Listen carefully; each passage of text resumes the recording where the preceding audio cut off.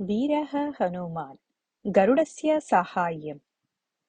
इन्द्रजिता प्रयुक्तेन नागपाशेन बद्धयोः रामलक्ष्मणयोः प्रथमं रामः सचेतनः जातः। लक्ष्मणस्य दुर्दशां दृष्ट्वा अश्रूणि स्रावितवान् सः। एतत् दृष्टवतां वानराणां मुखतः अपि अश्रूणि आगतानि। तावता रामलक्ष्मणयोः मूर्च्छावस्थां श्रुत्वा तत्र आगतवान् विभीषणः। तं दूरात् दृष्ट्वा इन्द्रजित् एव अत्र प्रत्यक्षम् आगतः इति चिन्तयित्वा पलायितवन्तः केचन वानराः।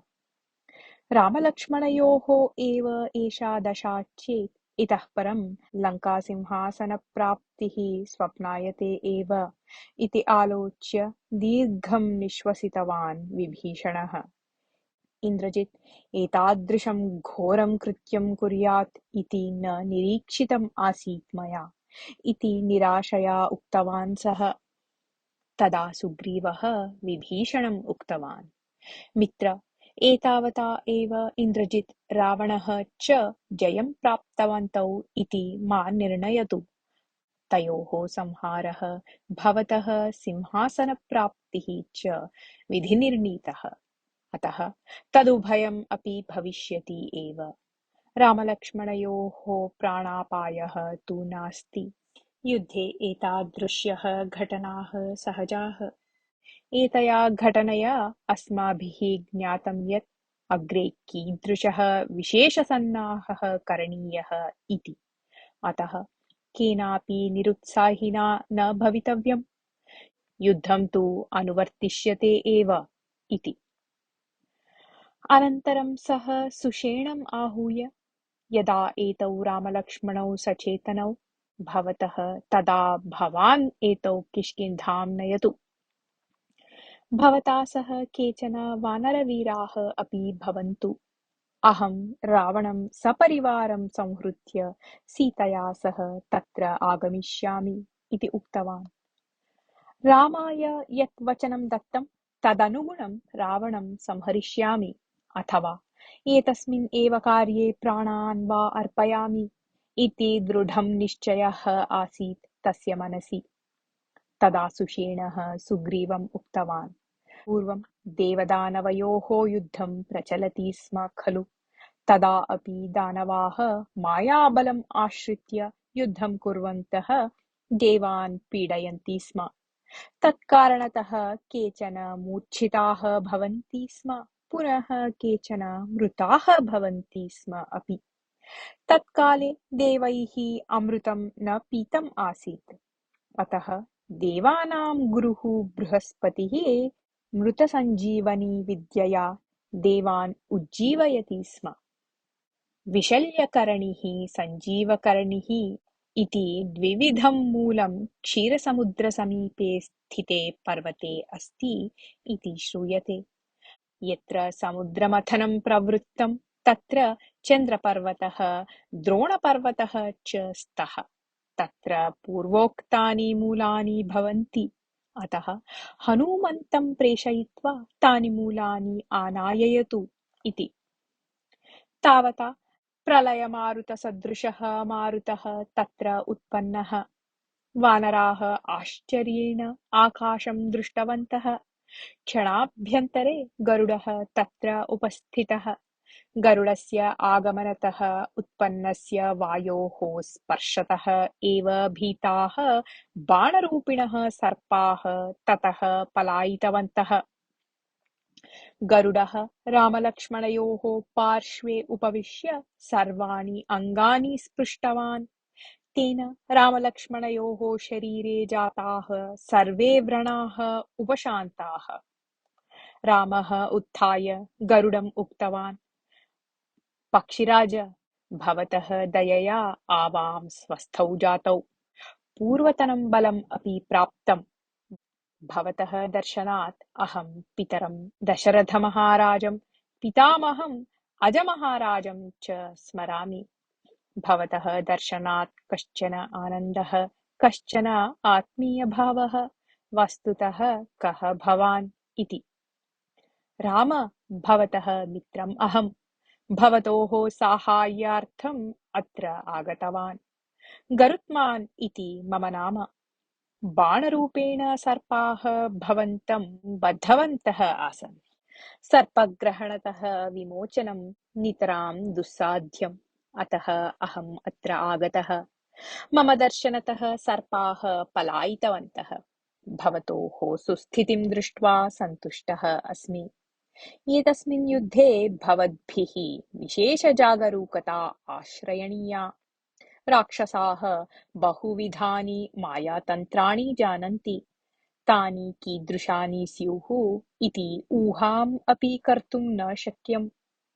अतः राक्षसानाम् एतां विशिष्टां शक्तिं कुटिलमतिं च मनसि निधाय एव युद्धं करणीयम्। सर्वेषां तन्त्राणां प्रतितन्त्राणि चिन्तनीयानि इति उक्तवान् गरुडः। रामः कृतज्ञतापूर्वकं गरुडं दृष्टवान्। तदा गरुडः पुनः उक्तवान्, राम, अहं भवतः मित्रं कथम् इति इदानीं मा पृच्छतु। युद्धे जयप्राप्तेः अनन्तरं भवता सर्वं स्वयं ज्ञायते। युद्धे भवतः जयः निश्चितः। प्राणप्रिया सीता भवता प्राप्यते। भवतः कीर्तिः लोके प्रसरिष्यति। इदानीम् अहं गन्तुम् इच्छामि। अनुज्ञादानेन अनुग्रहणीयः अहम् इति। अनन्तरं सः रामस्य अनुज्ञां प्राप्य आकाशमार्गेण ततः निर्गतवान्। रामलक्ष्मणौ यथा पूर्वं कुशलिनौ दृष्ट्वा सन्तुष्टाः वानराः कूर्दन्तः नृत्यन्तः च जयघोषं कुर्वन्तः जयतु श्रीराम जयतु लक्ष्मण इति। वानरैः कैश्चित् भेरीकाहलादयः वादिताः। केचन समीपस्थान् वृक्षान् उत्पाट्य तेन लङ्काद्वारं ताडयन्तः भञ्जनार्थं प्रयत्नं कृतवन्तः। एतत् सर्वं मध्यरात्रे प्रवृत्तम्। मध्यरात्रे वानरैः कृतं जयघोषं श्रुत्वा रावणः राक्षसप्रमुखाः च आश्चर्यचकिताः। रावणः मन्त्रिणः दृष्ट्वा वानराः महता आनन्देन सन्ति इति भासते। किम् एतस्य कारणम्? रामलक्ष्मणयोः दुरवस्थां दृष्ट्वा यैः रोदनं करणीयम् आसीत् ते वानराः इदानीं सन्तोषेण सन्ति इति तु महतः आश्चर्यस्य विषयः। त्वरया गत्वा वस्तुस्थितिं ज्ञात्वा आगच्छन्तु इति आज्ञापितवान्। वस्तुस्थितिं ज्ञात्वा आगच्छन्तु इति भटान् आज्ञापितवन्तः मन्त्रिणः। वस्तुस्थितिं ज्ञातुं झटिति गतवन्तः केचन राक्षसभटाः। ते राक्षसाः प्राकारम् आरुह्य उत्साहयुक्तां वानरसेनां नागपाशमुक्तौ रामलक्ष्मणौ च दृष्ट्वा प्रत्यागत्य रावणं सर्वं निवेदितवन्तः। पुत्रेण इन्द्रजिता प्रयुक्तानां बाणानां बन्धनतः विमोचनं प्राप्य रामलक्ष्मणौ यथा पूर्वं जातौ इति वार्तां शृण्वतः रावणस्य मुखं म्लानं जातम्। कथं सर्पास्त्राणि निष्फलानि जातानि? मूर्छावस्थायां स्थितः शत्रुः न मारणीयः इति उद्देश्येन सर्पाणां शक्तिः निगृहीता यत् तदेव दोषाय जातम् इति चिन्तयन् सः धूम्राक्षं पश्यन् उक्तवान्, सेनया सह गत्वा रामं लक्ष्मणं वानरसेनां च समूलं नाशयित्वा आगच्छतु इति। धूम्राक्षः ततः निर्गत्य सेनाध्यक्षम् आज्ञापितवान् यत् मदर्थं सेना सज्जीकरणीया इति। अल्पे एव काले विविधैः घोरैः अस्त्रैः समेता राक्षससेना सन्नद्धा जाता। तया सेनया सह रथारूढः धूम्राक्षः युद्धभूमिं गतवान्। सारथिं सः आज्ञापितवान् यत् पश्चिमद्वारसमीपं रथं नयतु इति। धूम्राक्षस्य आगमनं दृष्ट्वा वानराः उच्चैः सिंहनादं कृतवन्तः। राक्षसाः अपि वीरगर्जनं कृतवन्तः। पक्षद्वयस्य शब्देन स च प्रदेशः व्याप्तः। तेनैव सह आयुधानां सङ्घर्षणध्वनिः अपि उत्पन्नः। राक्षसाः मारकायुधैः वानरान् प्रहरन्ति स्म।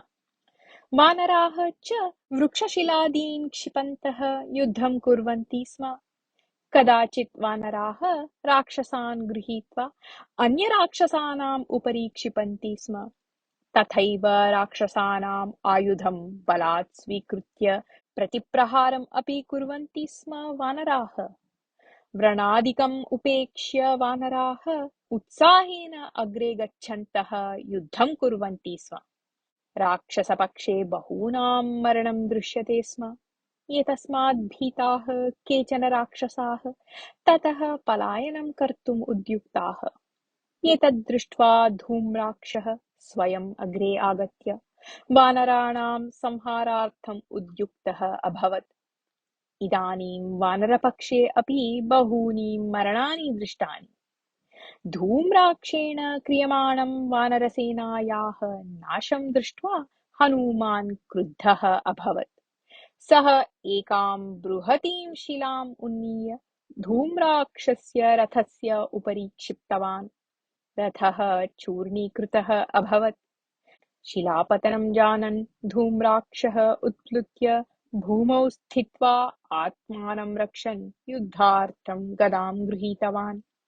तदा हनुमान् समीपस्थम् एकं महावृक्षम् उत्पाट्य शाखाभिः राक्षसान् निर्दयं प्रहरन् मारितवान्।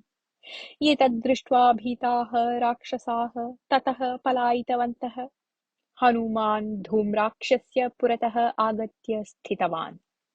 धूम्राक्षः हनुमन्तं क्रोधेन पश्यन् गदया शिरसि प्रहृतवान्। किन्तु तेन प्रहारेण हनुमान् वेदनाम् अप्राप्नुवन् पार्श्वे उत्प्लुत्य पर्वतशिखरखण्डम् उन्नीय धूम्राक्षस्य उपरि पातितवान्। एतेन धूम्राक्षः प्राणान् अत्यजत्। धूम्राक्षस्य मरणं दृष्ट्वा वानराः द्विगुणितम् उत्साहं प्राप्य राक्षसानाम् उपरि आक्रमणं कृतवन्तः। भीताः राक्षसाः ततः पलाय्य दुर्गं प्रविष्टवन्तः। धूम्राक्षस्य मरणवार्तां श्रुतवतः रावणस्य दुःखं क्रोधश्च सः वज्रदंष्ट्र नामकं राक्षसवीरं दृष्ट्वा उक्तवान्, भवान् इदानीम् एव गत्वा रामं सुग्रीवं च संहृत्य विजयवध्वा सह आगच्छतु। युद्धे समग्रा शक्तिः प्रदर्शनीया भवता इति। वज्रदंष्ट्रः विविधासु मायाविद्यासु निपुणः। सः कवचादिकं धृत्वा धनुर्बाणादिकं स्वीकृत्य रथम् आरुह्य युद्धार्थं प्रस्थितवान्। विविधानि मन्त्रास्त्राणि धृत्वा राक्षसवीराः बहवः तम् अनुसृतवन्तः।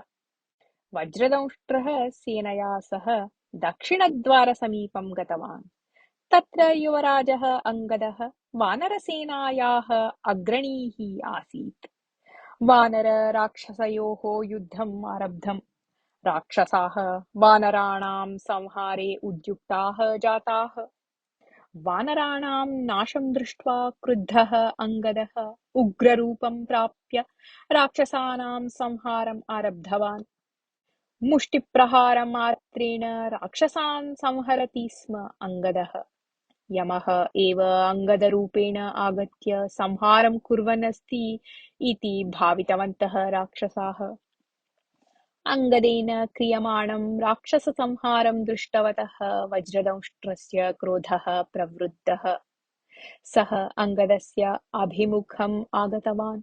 अङ्गदः महाशिलाम् एकाम् उन्नीय वज्रदंष्ट्रस्य रथस्य उपरि पातितवान्। तेन वज्रदंष्ट्रस्य रथः भग्नः। वज्रदंष्ट्रः भूमौ उत्प्लुत्य गदाम् उन्नीय पुनः युद्धम् आरब्धवान्। अङ्गदस्य प्रहारेण अचिरात् एव मूर्छां गतः च। अल्पे एव काले चेतनां प्राप्य वज्रदंष्ट्रः गदया अङ्गदं वक्षस्थले प्रहृतवान्। तेन अङ्गदः किञ्चिदपि न व्रणितः, अपि तु वज्रदंष्ट्रस्य गदा एव हस्तच्युता जाता। अनन्तरं तौ मुष्टियुद्धम् आरब्धवन्तौ। मुष्टियुद्धेन श्रान्तौ तौ जानुभ्याम् उपविश्य खड्गयुद्धम् आरब्धवन्तौ। अङ्गदः झटिति अग्रे आगत्य बलयुतेन प्रहारेण वज्रदंष्ट्रस्य शिरः कर्तितवान्। तदीयं मुण्डं रुण्डात् पृथग्भूय भूमौ पतितम्।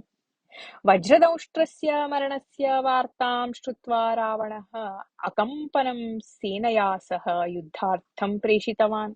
सुदृढं रथम् आरुह्य गर्वेण व्यवहरन् अकम्पनः सेनया सह रणरङ्गं गतवान्। वानर राक्षसयोः घोरं युद्धं पुनः प्रारब्धम्। पक्षद्वये अपि बहवः मृताः। कुमुदः, नलः, मैन्दः, द्विविदः इत्यादयः वानरवीराः असाधारणं शौर्यं प्रदर्शयन्तः राक्षसान् मारयन्तः आसन्। वानरवीराणां शौर्यप्रदर्शनं दृष्ट्वा क्रुद्धः अकम्पनः स्वरथं तेषां समीपं नीतवान्। अकम्पनस्य पुरतः वानरवीराः हतशक्तयः जाताः। एतद् दृष्ट्वा हनुमान् तत्र आगतवान्। हनुमन्तं दृष्ट्वा द्विगुणितम् उत्साहं प्राप्य अकम्पनः बाणवर्षणं कृतवान्। हनुमान् तान् बाणान् लीलया अपसार्य उच्चैः सिंहगर्जनं कृत्वा पादेन सकृत् भूमिं प्रहृत्य महाशिलाम् एकाम् उन्नीय छत्रम् इव उपरि गृहीत्वा अग्रे आगतवान्। अकम्पनः स्वबाणैः तां शिलां चूर्णीकृतवान्। तदा हनुमान् एकं महावृक्षम् उत्पाट्य अकम्पनं शिरसि प्रहृतवान्। एतेन अकम्पनः गतप्राणः जातः। एतद् दृष्ट्वा राक्षसाः आयुधानि तत्रैव परित्यज्य प्राणरक्षणार्थं लङ्कां प्रति धावितवन्तः। घोराकारम् अकम्पनं संहृतवन्तं हनुमन्तं वानराः बहुधा श्लाघितवन्तः। जयतु हनुमान् इति जयघोषम् उच्चैः कृतवन्तः। एषः जयघोषः राक्षसानां हृदयेषु भीतिं जनयति स्म।